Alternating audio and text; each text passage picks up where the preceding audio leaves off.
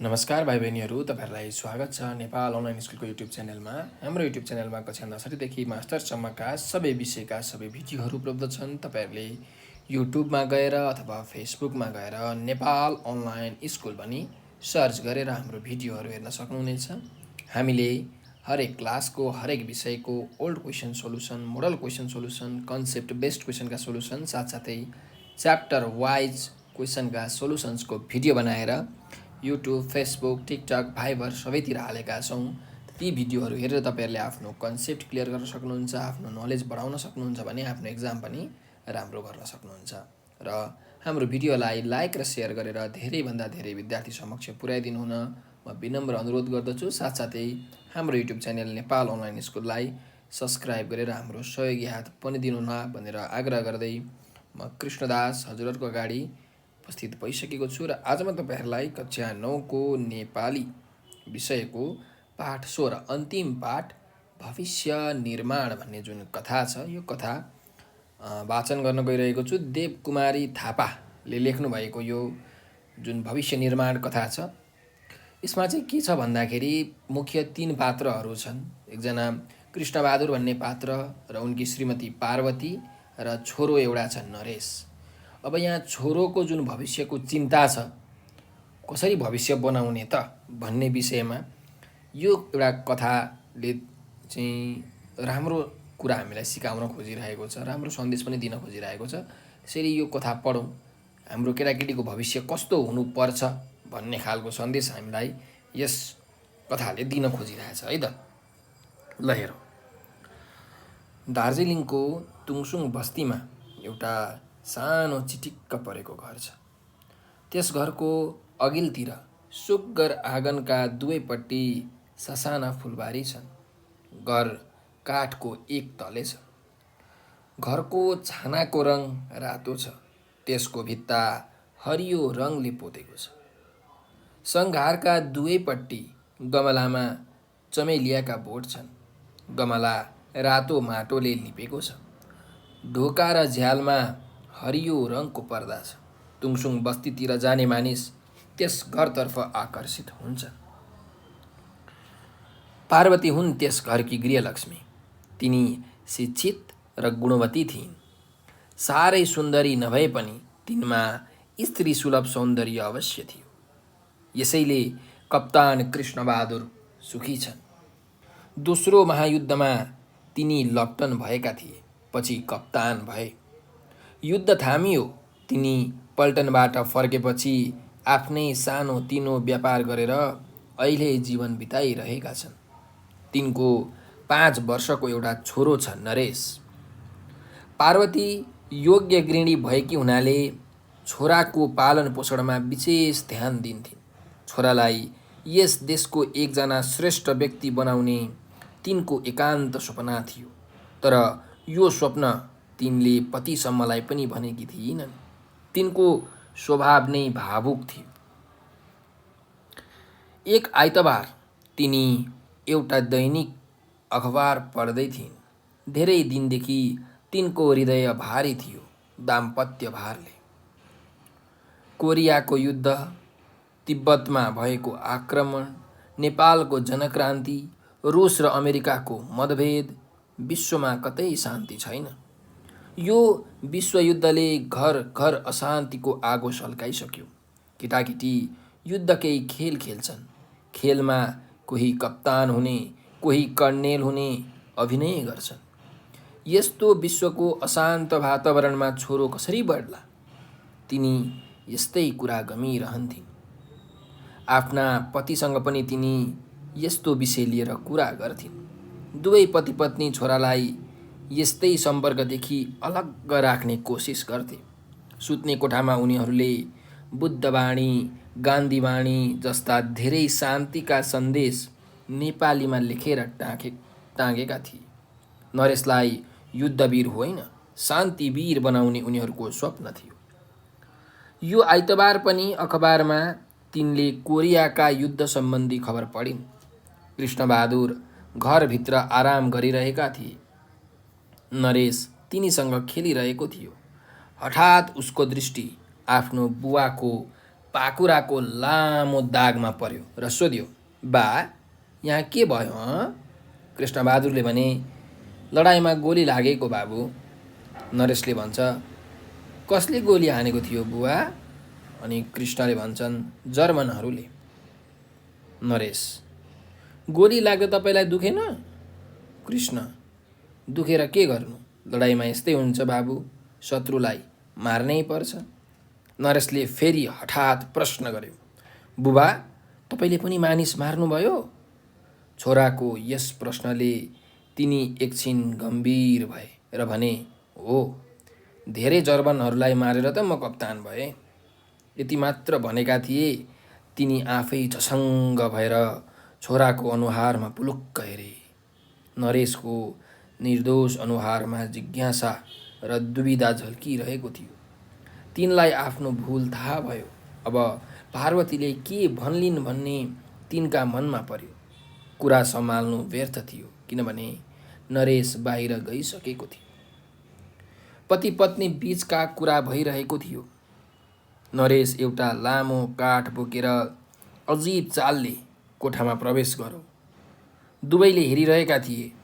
नरेशले काठ देखाएर भन्यो, बुबा हेर्नुहोस् त बन्दुक, यसैले म ठुलो भएर पछि जर्मनहरूलाई मार्छु।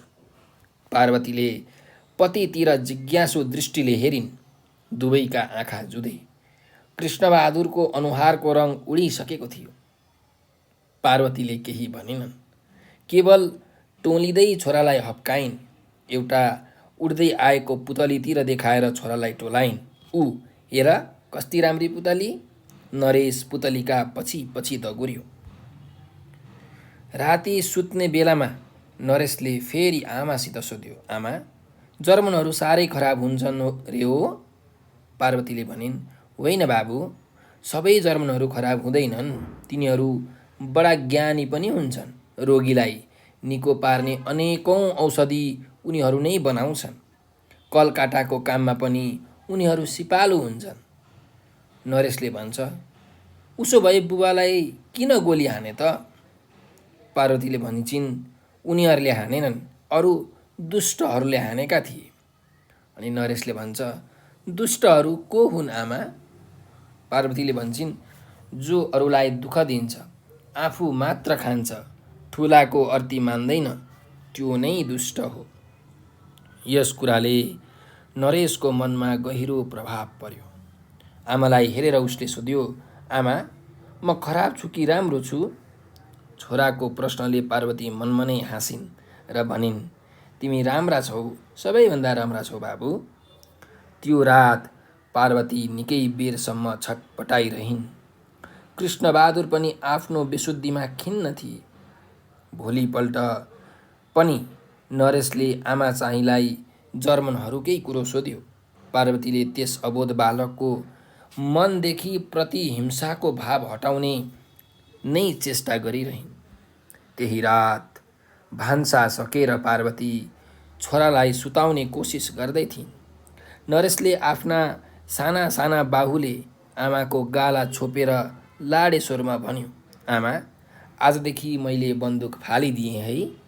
पछि म ठुलो भएर जर्मनी जान्छु, जर्मनहरूलाई साथी बनाउँछु र म पनि उनीहरूले जस्तै रोगीलाई निको पार्ने औषधि बनाउँछु।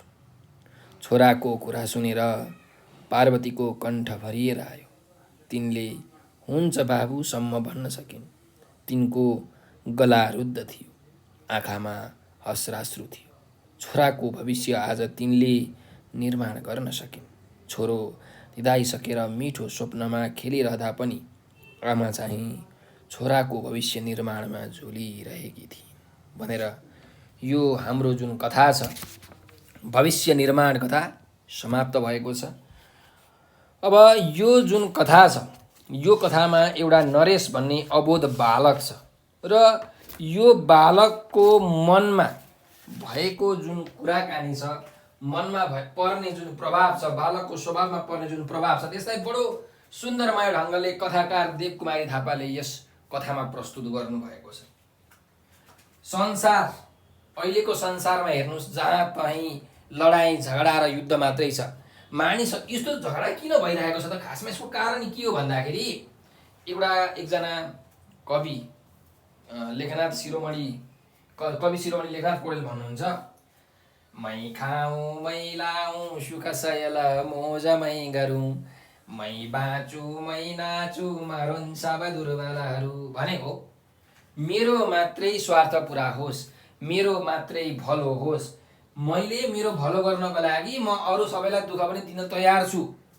अहिले सबै मानिसहरूको स्थिति यही छ, मानिस होइन समाजको स्थिति पनि यही छ। एउटा गाउँले पनि त्यही भन्छ होइन, एउटा देशले पनि त्यही भनिरहेको हुन्छ कि अर्को देशलाई हो। त यस्तो स्वभावले गर्दाखेरि अहिले युद्धको माहौल, लडाइँको माहौल, झै झगडाको माहौल छ। सबैले आफ्नो स्वार्थलाई मात्रै हेरिरहेका छन्। त्यसैले गर्दाखेरि यस्तो वातावरणमा कुनै पनि बालबालिकाहरूमा कस्तो प्रभाव पर्छ त? जहाँ तहीँ समाचारमा पनि युद्धको समाचार, झै झगडाको समाचार छ। अरू बालबालिकाहरूका अरू साथीहरू पनि त्यस्तै त्यस्तै कुरा गर्छन्, बुवा आमा पनि त्यस्तै त्यस्तै कुरा गर्छन् सबैतिर। अनि बालबालिकाको मनमा कस्तो प्रभाव पर्छ त? ए मानिसहरू त सबै यस्तै हुँदा रहेछन्। बिचरा त्यो अबोध बालकको मनमा उसले के कुरा खेलाउँछ होला? सोच्नुहोस् त। एउटा आमा बुवा भएर एकचोटि आफ्नो बालकको भविष्यको लागि तिमी सोच्नुहोस् त, विचार गर्नुहोस्, तपाईँले थाहा पाइहाल्नुहुन्छ। सबै मान्छेहरू त कस्तो नराम्रा हुँदा रहेछन्, मैले त ती त्यस्ता नराम्रा मान्छेहरूलाई मार्नुपर्ने रहेछ, झगडा गर्नुपर्ने रहेछ भन्ने खालका विचारहरू त्यो सानो बालकको हृदयमा बस्न जान्छ। र यसले गर्दाखेरि पछि गएर ऊ पनि त्यही वातावरणमा घुलमिल भएर त्यस्तै बन्छ। हो, यही कुराको चिन्ता डर रामबहादुर र उनकी पत्नी पार्वतीलाई छ। छोरो चाहिँ पछि गएर जोसँग पनि शत्रुताको भावना राख्ने खालके नहोस्, बरु यसको ठ्याक्कै विपरीत जस्तो सुकै बानिस भए पनि त्योसँग उसले मैत्री भाव राखोस्, सद्भाव राखोस्, सदाचार राखोस्, राम्ररी बोलोस्। त्यही भएर उसको कोठामा गान्धीका उपदेशहरू, सिद्धार्थ गौतम बुद्धका उपदेशहरू चाहिँ पार्वतीले टाँसिदिएका थिए। यसरी आफ्नो छोरालाई चाहिँ युद्धवीर होइन शान्तिवीर उनी बनाउन चाहन्थिन्। सबै समाजका सबै मानिसहरूमा उसले मेलमिलाप, सद्भाव कायम गर्न सकोस् भन्ने खालका विचार कृष्णबहादुर र पार्वतीको थियो। तर कृष्णबहादुरले चाहिँ आफ्नो बेशुद्धिमा होइन, आफ्नो शरीरमा लागेको दाग जर्मनहरूलाई मैले मार्दाखेरि उनीहरूले हानेको गोली लागेर भएको थियो भनेर यसरी भन्दा त्यो सानो बालकको मनमा के पस्यो भने जर्मनहरू भनेका त हाम्रा शत्रुहरू हुँदो रहेछन्, मेरो बालाई ती जर्मनहरूले हाने, म पनि अब ठुलो भएपछि ती जर्मनहरूलाई ठोक्छु, गएर गोली हान्छु भन्ने खालके प्रभाव उसको बाल मस्तिष्कमा परेको छ। अब यो प्रभावलाई कस्तो राम्रो तरिकाले उनकी पत्नी पार्वती अथवा भनौँ नरेशकी आमा पार्वतीले निकालेकी छिन्। सबै जर्मनहरू नराम्रा हुँदैनन्। जर्मनहरू त अरूलाई सहयोग गर्ने, रोगीहरूलाई निको पार्ने यस्ता हुन्छ। तिम्रो बुवालाई गोली हाने त दुष्टहरूले हुन्, नराम्रो मान्छेहरूले हुन् भनेर यसरी सम्झाएपछि नरेशले भन्छ, दुष्टहरू को हुन् त? दुष्ट भनेको जो आफ्नो लागि मात्रै सोच्छ, मेरो मात्रै भलाइ होस् भनेर भन्छ, ठुला मान्छेले भनेको अर्थी उपदेश मान्दैन, आफू मात्रै खान्छ, अरूलाई दुःख मात्रै दिइरहेको छ भने हो त्यस्तोलाई दुष्ट भनेर भनिन्छ। यसरी आमाले सम्झाइसकेपछि चाहिँ बल्ल नरेशको मनमा सबै मान्छेहरू दुष्ट हुँदैन रहेछन्, दुष्टहरूले पो त्यस्तो गोली हान्ने काम गर्दा रहेछन् त भन्ने कुरा उसको मस्तिष्कमा पस्छ। र म त दुष्ट हुन चाहन्न नि त भनेर नरेशले राम्रो मान्छे हुनको लागि आफ्नो जुन आमाको लागि आफ्नो भविष्य उसले आफै खासमा निर्माण गरिरहेको छ। उसले त्यो कुरा सोचेर गमेर नरेशले अब म जर्मनहरूलाई मार्दिनँ, तिनीहरूलाई साथी बनाउँछु, तिनीहरू जस्तै रोगीहरूलाई म उपचार गर्ने औषधि बनाउँछु भनेर यसरी अन्तिममा भनिसकेपछि पार्वती आश्वस्त हुन्छन् र आफ्नो छोराको भविष्य निर्माण गर्न उनी सफल भएकी ठान्छन्। यसरी यो कथा हाम्रो सकिएको छ। अब भनेपछि हामीले यो कथाबाट के कुरा सिक्यौँ त, के शिक्षा पायौँ भने हेर्नुहोस्, केटाकेटीको बुद्धि भनेको अथवा भनौँ मस्तिष्क भनेको एकदमै कमजोर हुन्छ, कलिलो हुन्छ। हामीले त्यहाँ जे कुरा छिरायौँ सजिलैसँग उनीहरूले त्यस्ता कुराहरू टिप्छन्। त्यसैले बाल मस्तिष्कमा हामीले जहिले पनि राम्रा कुराहरू, शान्तिका कुराहरू मात्रै हाल्नुपर्छ, त्यस्ता कुराहरू मात्रै बालबालिकालाई भन्नुपर्छ। बालबालिकाको लागि राम्रो वातावरणको हामीले सिर्जना गर्नुपर्दछ। पछि गएर उनीहरूमा शत्रुताको होइन, मित्रताको भावना होस्। सबै मानिसहरू एकै हुन्, सबै मानिसहरू मेलमिलाप गरेर बस्नुपर्छ भन्ने खालका सोचहरू उसको बाल मस्तिष्कमा हामीले राखिदिनुपर्छ। यसको लागि हाम्रो घर परिवार साथसाथै हाम्रो विद्यालयमा पनि उचित प्रकारको वातावरण तयार गर्नु एकदमै आवश्यक छ भन्ने चाहिँ यस कथाको मुख्य सन्देश हो। अब भाइ बहिनीहरू, यस कथामा भएका शब्द अर्थतिर हामी ध्यान दिउँ है त। ल हेरौँ, सङ्घार भनेको सङ्घार भनेको के हो? ढोकाको ठेलोलाई के भनिन्छ? सङ्घार हुन्छ। ठ्याक्कै ढोकाको बिचमा क्या, त्यसलाई भनिन्छ सङ्घार। भूकम्प आएको बेलामा ठ्याक्कै ढोकाको बिचमा उभिनु भन्छन् नि हो। अर्को जाउँ, श्रेष्ठ। श्रेष्ठ भनेको एकदम असल, उत्तम, फर्स्ट भन्नुहुन्छ नि तपाईँ, हो त्यो। त्यस्तै गरिकन भावुक। भावुक भनेको एकदम कोमल हृदय भएको, भावनामा डुब्ने खालके है, कोमल भाव भएकोलाई भावुक भनिन्छ। त्यस्तै मतभेद। मतभेद भनेको चाहिँ विचार नमिल्नु, मत नमिल्नु होइन, पार्टी नमिल्नु भनेर भन्नुहुन्छ नि, हो त्यो भनेको मतभेद हो। मतमा भेद हुनु, मतमा भिन्नता हुनु। हठात। हठात भनेको एक्कासी, सडनली है, अचानक। अर्को जाउँ, दाग। दाग भनेको खत भनेर भनिन्छ। तपाईँहरूको कुनै शरीरमा घाउ भयो अनि त्यो घाउ निको भएपछि एउटा टाटो बस्छ नि, हो त्यसलाई नै दाग भनिन्छ। अर्को जाउँ, निर्दोष। निर्दोष भनेको निर प्लस दोष, निर्दोष भनेको कुनै पनि दोष नभएकोलाई के भनिन्छ? निर्दोष है। अजीब। यो त कस्तो अजीब रहेछ यार भनेर भन्छौँ नि हामी। अजीब भनेको कस्तो अनौठो, आश्चर्य लाग्ने खालकेलाई के भनिन्छ? अजीब है। त्यस्तै दुष्ट। दुष्ट भनेको अर्कोलाई दुःख दिने व्यक्ति अथवा नराम्रो व्यक्तिलाई हामी के भन्छौँ? दुष्ट भनेर भन्छौँ है।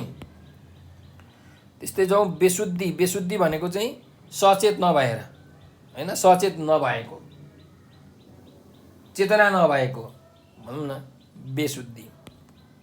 चेष्टा। चेष्टा भनेको कोसिस, प्रयास, जमर्को भनेको चेष्टा है। र हस्राश्रु भनेको चाहिँ हर्ष प्लस अश्रु, हस्राश्रु हुन्छ है।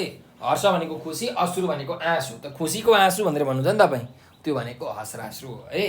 हर्ष वा खुसीको आँसु, खुसी भएर जुन आँसु निक्लिन्छ त्यसलाई भनिन्छ हस्राश्रु। ल अब यो सँगसँगै हाम्रो यो पाठको शब्द अर्थ पनि हामीले हेऱ्यौँ है त। सन्देश, यो कथाले दिने सन्देश पनि पढ्यौँ, कथा पनि पढ्यौँ।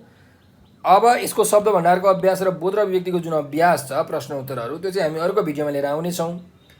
यो भिडियो चाहिँ तपाईँहरूलाई कस्तो लाग्यो कमेन्टमा प्रतिक्रिया दिन नबिर्सिनु होला। र यदि तपाईँहरूलाई कुनै समस्या आइपरेको छ, केही कुराहरू सोध्न मन लागेको छ भने यो नम्बर 9849595895 यो नम्बरको भाइबर, वाट्सएप र टेलिग्राममा तपाईँहरूले म्यासेज गरेर आफ्नो समस्या हामीलाई भन्न सक्नुहुन्छ। त्यसै तपाईँहरूलाई कुनै पनि क्लासको कुनै पनि सब्जेक्टको भिडियो चाहिएको छ भने पनि यसमा म्यासेज गर्न सक्नुहुन्छ। सर मलाई क्लास 9 को नेपालीको सबै भिडियो पठाइदिनुहोस्, सर मलाई क्लास 9 को म्याथको सबै भिडियो पठाइदिनुहोस् भनेर यसरी तपाईँहरूले म्यासेज गर्नुहोला। हामीसँग जे जति भिडियोहरू छन् हामी सबै भिडियोहरू तपाईँहरूलाई पठाइदिन्छौँ। हाम्रो युट्युब च्यानल नेपाल अनलाइन स्कुलमा 30,000 भन्दा धेरै भिडियोहरू हामीले हालेका छौँ। तपाईँहरूले युट्युबमा गएर अथवा फेसबुकमा गएर नेपाल अनलाइन स्कुल भनेर सर्च गर्नुभयो भने त्यहाँ भएका विभिन्न भिडियोहरू तपाईँहरूले हेर्न सक्नुहुन्छ। हामीले हरेक क्लासको, हरेक सब्जेक्टको old question, model question, chapter wise क्वेसनका सोल्युसन्सहरूको भिडियो बनाएर हालेका छौँ। ती भिडियोहरूले तपाईँले आफ्नो कन्सेप्ट क्लियर गर्न सक्नुहुन्छ, आफ्नो इक्जाम पनि राम्रो गर्न सक्नुहुन्छ। र हाम्रो भिडियोहरूलाई लाइक र सेयर गरेर धेरैभन्दा धेरै विद्यार्थीहरू समक्ष पुर्याइदिन म विनम्र अनुरोध तथा आग्रह गर्दछु। र हाम्रो युट्युब च्यानल नेपाल अनलाइन स्कुललाई सब्सक्राइब गरिदिनु होला। र यस्तै यस्तै नयाँ नयाँ कन्टेन्टहरू, नयाँ नयाँ भिडियोहरू हामी हाल्नेछौँ। जुन तपाईँहरूको लागि एकदम फलदायी हुनेछ। बस तपाईँहरूले हाम्रो साथ र सहयोग, हामीलाई साथ र सहयोग दिनुहोला। हजुरहरूकै सहयोगको कारणले गर्दाखेरि अहिले नेपाल अनलाइन स्कुल उच्च स्थानमा पुगिसकेको छ र यसरी नै हजुरहरूको माया पाइराखे हामी भविष्यमा पनि नयाँ नयाँ कन्टेन्ट, नयाँ नयाँ भिडियोहरू हालिराख्नेछौँ भन्ने बाचाका साथ आज हामी बिदा हुन्छौँ। तपाईँहरूले आफ्नो बहुमूल्य समय दिएर यो भिडियो अन्त्यसम्म हेरिदिनु भयो, त्यसको लागि तपाईँहरूलाई हृदयबाट धेरै धेरै धन्यवाद। हस्त नमस्कार।